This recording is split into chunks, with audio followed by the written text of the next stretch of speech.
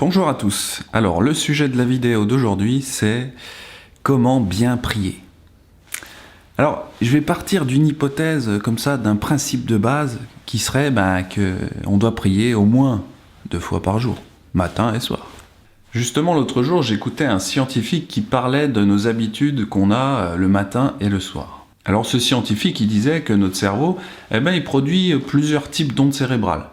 Et les ondes cérébrales varient en fonction du moment de la journée. Alors les ondes bêta par exemple, c'est quand on est réveillé. Et puis les ondes delta, c'est vraiment quand on est dans le sommeil profond. Ça, c'est un peu les deux extrêmes. Mais entre ces deux extrêmes, il y a plusieurs états dans lesquels peut se trouver notre cerveau. Quand on est en alpha ou en θ, ce sont des phases très importantes pour l'apprentissage. La phase θ, c'est un peu quand on est entre le sommeil et l'éveil. C'est souvent à ce moment-là que vous avez de bonnes idées. Vous savez, c'est très tôt le matin, quand vous n'êtes pas encore très bien réveillé, votre cerveau, lui, il fonctionne à plein régime, et souvent, vous avez de très bonnes idées qui arrivent comme ça, vous savez pas d'où ça vient, c'est votre cerveau qui est en mode θ. Et puis, vous avez l'état alpha, ça c'est l'état pour l'apprentissage. C'est ce qu'ils appellent l'état de conscience relaxée. En fait, c'est quand votre côté critique se met de côté, et que vous absorbez vraiment l'information. Par exemple, quand vous regardez la télé, vous êtes dans un état alpha. Et vous avez sûrement remarqué, quand on essaye de parler à quelqu'un qui regarde la télé, il est comme un peu hypnotisé, c'est un peu dur d'avoir son attention. Benjamin, Benjamin, Benjamin. Alors pourquoi je vous raconte tout ça? Eh bien en fait, le matin au réveil, on va être dans un état entre alpha et θ. Ça veut dire quoi? Ça veut dire qu'on sera dans notre état le plus influençable qui soit. On va être comme des éponges, on va absorber les choses. Quelle est la première chose que l'on fait au réveil? Eh bien souvent, on va regarder ce truc-là. Alors il y a un scientifique qui nous dit que regarder notre téléphone dès le matin, eh bien ça va provoquer 2 choses. Alors la première chose c'est quoi? C'est que le téléphone, ça va nous rendre distraits. En fait, le téléphone nous apprend à nous déconcentrer en permanence parce que on va allumer Gmail, on va allumer Viber, on va allumer YouTube et on va changer toutes les 5 minutes d'application. Oh, j'ai reçu un j'aime, oh, j'ai reçu un commentaire. En fait, ça nous déconcentre dès le matin. Alors vous savez, sur les smartphones, il y a tout un tas d'applications que les jeunes connaissent mieux que moi, mais j'ai déjà entendu parler de TikTok. TikTok, c'est un truc où tu avais plein de vidéos et tu devais scroller en fait. Je crois que ça se dit scroller ou swiper, enfin bon. Les jeunes vont comprendre. Et du coup, ce genre de phénomène, ça augmente. Vous avez Short, par exemple, sur YouTube, où vous avez, vous scrollez comme ça, d'une vidéo à l'autre. Et ça va vous déconcentrer en permanence. Vous allez vous concentrer sur un sujet pendant quelques secondes, et après vous changez de sujet, à l'infini, quoi. Ça s'arrête jamais. Alors, toutes ces applications dont je vous parle, ça va faire quoi? Eh bien, ça va entraîner progressivement notre cerveau à se déconcentrer en permanence. Alors tout ça, ça peut avoir des conséquences, évidemment, dans nos vies. Prenez l'exemple, si vous avez une conversation avec quelqu'un, eh bien, vous allez vous dire, mais attends, qu'est-ce que je devais lui dire déjà? Parce que vous avez entraîné votre cerveau, depuis le matin, à vous déconcentrer en permanence. Alors l'opposé d'utiliser ce truc-là, eh bien, c'est de faire de la méditation. Alors la méditation, la plupart des ésotériques, ils en font. Ceux qui font du yoga, ils utilisent ces techniques-là pour se recentrer sur eux-mêmes. Eh bien, nous aussi, on doit faire de la méditation le matin. T'as vu ça, chérie? Benjamin veut qu'on devienne des occultes. Alors non, je veux pas que vous deveniez des bouddhistes. Mais il faut savoir que la parole de Dieu, elle parle de méditation. Alors les ésotériques, peut-être, ils vont faire de la méditation pour se recentrer sur eux. Ça va peut-être être quelque chose comme du nombrilisme. Alors que nous, les croyants, nous devons faire de la méditation pour nous recentrer sur Adonai, nous recentrer sur la parole de Dieu. En fait, la méditation, c'est un exercice qui nous pousse à nous focaliser sur quelque chose pendant un certain temps. Et Adonai, dans sa parole, nous pousse à faire ça, à ruminer sa parole. Alors c'est surtout le roi David qui parle de tout ça. Et d'ailleurs, dans cette vidéo, je vais surtout vous citer des psaumes. Et c'est normal, puisque David, c'est un peu l'expert en prière, en louange. On se réfère toujours à lui quand on veut savoir comment prier, comment louer. Je médite sur toi, et mon esprit médite. Je médite tes ordonnances. Ton serviteur médite. Moi, je médite sur toutes tes œuvres, etc., etc., etc. Et à un moment donné, il va dire, avant la fin de la nuit, j'ouvre les yeux pour méditer ta parole. Alors remarquez que dans ce psaume-là, David, il va parler d'un certain moment de la journée, c'est-à-dire très tôt le matin, avant même que le soleil se lève. Alors pourquoi David, il nous parle de ce moment précis de la journée où il va méditer ou prier? Est-ce qu'on s'en fiche pas un petit peu? En fait, non, on s'en fiche pas du tout parce que c'est vraiment très important. Prenez le psaume 5 par exemple. C'est à toi que j'adresse ma prière, Éternel. Dès le matin, daigne entendre ma voix. Dès le matin, je t'offre ma requête et j'attends. Alors là encore, David, il dit qu'il prie le matin. Et puis il dit qu'il attend. Donc on a encore cette idée aussi de méditation. Alors je viens de vous balancer tout un tas de versets. David médite, David prie. Mais ce qu'il faut retenir, c'est que David, il fait ça surtout le matin. Si vous vous mettez en colère, ne péchez pas. Parlez dans votre cœur, sur votre lit, et faites silence. Alors dans ce verset, il y a aussi cette idée de méditation. David, il dit que quand on se met en colère, on doit parler dans notre cœur et faire silence. Si ça, c'est pas de la méditation, je sais pas ce que c'est. Vous savez, il y a beaucoup d'ésotériques qui font ça. Pour gérer leur colère, ils font de la méditation. Chérie, jamais il recommence. Il dit qu'il faut méditer comme les adeptes du yoga. Je crois que je vais me désabonner de sa chaîne. Encore une fois, je parle pas de méditation ésotérique. Je vous demande pas d'ouvrir vos chakras ou ce genre de bêtises. Alors dans cette vidéo, je vous parle vraiment de la méditation biblique, c'est-à-dire pendant la prière, pendant la lecture de la parole de Dieu. Et je vous conseille de faire ça comme David, c'est-à-dire le matin. Alors les scientifiques, ils nous disaient qu'il y a deux choses que va produire le smartphone au réveil. La première chose, on vient d'avoir, c'est la déconcentration. Et on voit que c'est l'inverse du principe de méditation. Mais le scientifique, il nous dit qu'il y a une deuxième chose que va produire le téléphone dès le réveil. C'est le téléphone, en fait, il va conditionner notre état émotionnel pour toute la journée. Donc je vous donne un exemple. Le matin, vous êtes réveillé, vous êtes dans un état de conscience apaisé, c'est-à-dire que vous êtes avec les ondes alpha ou θ. Donc vous êtes très réceptif et vous allez ouvrir votre smartphone et vous allez voir un message, un commentaire, enfin peu importe. Et ça va vous mettre mal à l'aise ou de mauvaise humeur. Cette émotion que vous allez ressentir dès le réveil, ça va conditionner toute votre journée. Comme je vous disais tantôt, le cerveau, le matin, au réveil, il est vraiment comme une éponge. Donc, qu'est-ce qu'il faut faire le matin? Est-ce qu'il faut allumer ça? Non. En fait, tu peux allumer ton smartphone le matin, mais 1 heure ou 2 heures après que tu te sois réveillé. La première chose à faire au réveil, c'est la méditation et la prière. Si vous commencez la journée en pensant à Adonai, en priant, vous allez conditionner votre journée, mais cette fois-ci dans le bon sens. Vous savez, la méditation, la concentration, c'est comme un exercice, c'est comme faire travailler un muscle. On ne devient pas disciple de Yeshua passivement. On a un travail à faire, c'est pour ça que c'est le mot disciple, discipline, c'est quelque chose d'assez rigoureux. Je suis même allé voir le verbe prier en hébreu, ça se dit palal, et quand tu lis la définition, ça veut dire intervenir, s'interposer, prier. Et tu te rends compte que c'est pas quelque chose de passif, quoi. C'est comme si tu es en guerre, comme si tu te bats, comme si tu t'interposes, quoi. Et j'ai regardé aussi la toute première fois que ce mot apparaît dans la Bible, c'est dans Genèse 20, quand Abraham doit prier pour Abimelech, donc Abimelech qui avait été maudit par Adonai et que Adonai avait rendu sa maison stérile. La première fois où on voit ce verbe prier, c'est à ce moment-là, quand Abraham doit prier pour guérir Abimelech. Donc tout ça pour dire que la prière, c'est quelque chose d'actif. C'est pas quelque chose de passif. Tu dois vraiment te concentrer. C'est comme si tu étais en train de faire quelque chose, mais dans le monde invisible. Il a été prouvé qu'après 2 semaines de méditation, le tissu cérébral, c'est-à-dire la matière grise, il va s'épaissir.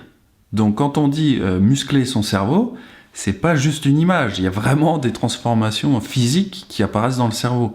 Et il y a des réorganisations dans les neurones. Alors, on l'a vu, le contraire de la méditation, c'est le fait de se concentrer sur une chose, puis une autre, puis une autre, puis une autre, puis une autre, puis une autre, puis une autre. Et en fait, on dit souvent que la technologie nous abrutit. Mais c'est pas juste une phrase, c'est vraiment ce qui se passe là-dedans.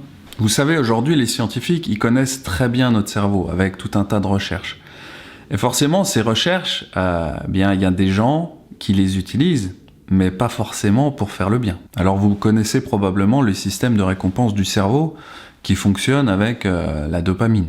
Eh bien, les différentes applications de votre smartphone, eh bien, elles utilisent ce système de récompense pour vous prendre du temps, simplement. Mais c'est très simple, hein. Plus on utilise l'application, je sais pas, Facebook, YouTube, eh bien, plus les gens là, ils vont gagner de l'argent. C'est comme ça, c'est le business. Alors, ils utilisent tout un tas d'astuces pour nous maintenir accros à ces applications. Par exemple, ce qu'on appelle l'incertitude liée à l'approbation. Alors oui, cherchez pas, c'est dans leur jargon, ils appellent ça comme ça. Ces incertitudes, eh bien, c'est ça qui nous pousse à revenir encore et encore et encore. Donc les médias sociaux, à travers leur approbation sociale, eh bien, ils vont créer une dépendance. Alors c'est quoi les approbations ? Eh bien, c'est les j'aime, les commentaires. Quand on reçoit ces approbations, eh bien, ça déclenche une libération de dopamine dans notre cerveau. Et ben, ça s'accompagne d'une sensation de plaisir, de bien-être, on est valorisé, et puis ça joue sur votre orgueil en fait. Et c'est tout ça qui nous rend accros. Alors bien sûr, il y a plein d'autres astuces pour nous manipuler, hein, mais je vous donne ça à titre d'exemple. Alors malheureusement, une mauvaise utilisation des nouvelles technologies peut nous mener à différents troubles mentaux. Ça va créer par exemple de l'anxiété, qui est liée à la peur de rater quelque chose. Alors ça peut aussi créer de la dépression qui est liée au mal-être face à notre style de vie ou à notre apparence. Et puis ça va aussi créer quoi ? Ça va créer un sentiment de solitude et d'isolement. Ça, c'est les troubles mentaux, je vous les cite comme ça, que vont créer les nouvelles technologies. Alors l'année dernière, ces mauvaises habitudes se sont encore augmentées puisqu'il y a eu le confinement. Et qui dit confinement, on a été privé de nos liens sociaux.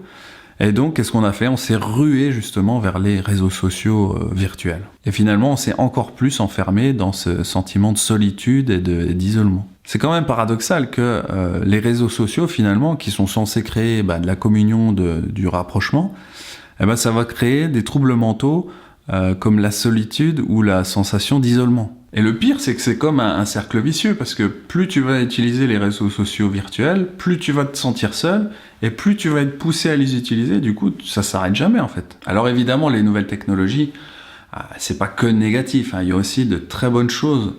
Par exemple, avec YouTube, il y a beaucoup de gens qui ont pu entendre parler de la Torah. Pareil pour les réseaux sociaux. Pendant le confinement, ça nous a permis de faire des réunions Zoom, par exemple, et de continuer à faire le Shabbat malgré la présence du virus. Malgré tout, il existe un manque dans l'éducation, parce qu'on doit être éduqué à savoir comment bien utiliser ces nouvelles technologies, et ce manque-là, pour le moment, il n'y a pas grand monde qui en parle. Alors mon conseil, c'est que quand vous vous réveillez le matin, attendez au moins 1 ou 2 heures avant d'utiliser votre smartphone. Et commencez, la toute première chose que vous devez faire, c'est vraiment aller voir le Seigneur, prier et méditer. Bon, le soir, c'est la même chose, hein, parce que le soir, le cerveau se comporte aussi un petit peu comme une éponge. Donc attention à ce qu'on écoute le soir, parce que ça va conditionner votre nuit, et donc ça va conditionner votre sommeil, et donc ça va conditionner la journée du lendemain. Donc voilà, prière matin et soir, et il faut vraiment essayer de bannir tout ce qui est réseaux sociaux, à ces moments-là. Alors j'ai un peu digressé sur toutes les dérives des nouvelles technologies, mais on va revenir maintenant à la parole de Dieu. Écoutez bien ce que je vais vous lire. Écoute Israël, l'Éternel notre Dieu est le seul éternel. Tu aimeras l'Éternel ton Dieu de tout ton cœur, de toute ton âme et de toute ta force. Et ces commandements que je te donne aujourd'hui seront gravés dans ton cœur. Tu les inculqueras à tes enfants et tu en parleras quand tu seras dans ta maison, quand tu iras en voyage, quand tu te coucheras et quand tu te lèveras. À votre avis, pourquoi Adonai insiste encore sur le matin et le soir ? Il vient de dire quand tu te lèveras et quand tu te coucheras. Eh bien, tout simplement parce qu'Adonai, c'est lui qui nous a créés. Donc, lui, il sait très bien que notre cerveau, il a différents types d'ondes cérébrales et il sait très bien que le matin, on est dans une condition idéale pour la prière et la communion avec lui. Je trouve que ce passage de Deutéronome 6 avec le schéma Israël, c'est vraiment quelque chose qu'on devrait méditer tous les matins. En fait, ça commence par « écoute Israël ». Donc quand on dit « écoute », C'est Dieu qui est en train de parler à son peuple. Quand on dit écoute, ça veut dire concentre-toi, focalise-toi. Je suis en train de te dire quelque chose, il faut que tu sois dans une attitude de méditation, c'est-à-dire de concentration. Et Adonai nous demande de faire ça quand on se lève. Dès qu'on se lève, on doit faire ça. Et au moment du coucher aussi. Alors Adonai, bien sûr, il veut toujours le meilleur pour nous. Et je vous l'ai montré avec la science, la méditation, ça produit quoi? Ça produit un épaississement du tissu cérébral, c'est-à-dire que littéralement, on devient plus intelligent. Alors c'est vrai que j'aime bien donner des raisons physiques d'obéir, c'est-à-dire il y a toujours des aspects positifs au fait d'obéir au commandement. Par exemple, on en avait parlé pour la cache-route. Le fait de manger selon le menu biblique, ça nous fait être en bonne santé, on tombe pas malade. Mais encore une fois, ça ne doit pas être ça qui doit nous motiver à nous lever le matin. Il faut voir plutôt ça comme une relation, qu'on va voir quelqu'un dès le matin. Vous savez, normalement, le matin, on va voir nos proches et on va leur parler, on va les saluer. Alors même si c'est vrai que le matin, la plupart des gens sont de mauvaise humeur, moi le premier, mais pour l'Éternel, on doit faire un effort supplémentaire. Vous savez, avant de faire cette vidéo, je priais pas le matin. Je priais quelques secondes avant de tourner la clé dans ma voiture, simplement pour demander au Seigneur de me protéger. Mais dès le matin, vous savez ce que je faisais dès que je me réveille? Oh, t'as un message? Ah, j'ai un commentaire là. Eh oui. Vous aimez bien tout ce qui est bon. Ah ouais, c'est trop bien. C'est très mauvais. Ah bon? Vous savez, j'ai vraiment senti que le Seigneur me poussait à faire la prière dès le matin. Et vous savez ce que je lui disais? Je lui disais, Seigneur, tu sais, moi j'ai pas le temps le matin, faut que je m'occupe de mes enfants, faut que je les emmène à l'école, faut que je me prépare pour aller au travail, je vais être en retard si je prie, si je prends un quart d'heure pour prier. Ensuite, j'ai même senti que le Seigneur voulait que je fasse une vidéo qui parle de la prière. Et vous savez ce que je lui ai dit? Je lui ai dit la même chose, je lui ai dit, mais Seigneur, tu sais, je vais pas faire une vidéo sur la prière si moi-même je le fais pas correctement. Vous savez, le Seigneur, il a insisté, et j'ai compris que je devais me désintoxiquer de ce truc-là. Ouais. Alors, pour vous qui me regardez, eh bien maintenant, il y a deux solutions. Alors, la première solution, c'est quoi? Eh bien, j'ai perdu mon temps à vous faire cette vidéo. Et puis, vous allez swiper vers une autre vidéo sur YouTube, parce que vous allez vous dire, la vidéo de Benjamin, elle est bien, mais voilà, j'ai envie de m'intéresser à un autre sujet, passons à autre chose. Alors la deuxième possibilité, eh bien, vous posez votre tablette, votre smartphone, et puis vous commencez un petit peu à réfléchir. Vous savez, moi j'ai réfléchi un peu plus longtemps. Et je me suis dit, l'Éternel, c'est qui pour moi? C'est un copain, c'est mon papa, c'est un pote, bon, c'est un peu tout ça. Mais disons que la parole de Dieu, elle dit surtout que c'est le roi des rois. La parole, elle dit que c'est le roi de l'univers. Et puis, c'est l'Éternel des armées. Vous savez, si le directeur de ma société me convoque demain dans son bureau, je vais pas être en retard. Je vais être à l'heure et je vais un petit peu flipper parce que je vais me dire, mais qu'est-ce qui va se passer? Et du coup, j'ai ce respect, cette crainte pour un simple être humain, et en même temps, j'ai rendez-vous demain matin avec le Seigneur et je vais pas y aller? Ouais. Il y a comme un petit souci quand même, non? Donc voilà, essayez de réfléchir et de pas scroller vers une autre vidéo. Merci de m'avoir entendu et à très bientôt. Shalom!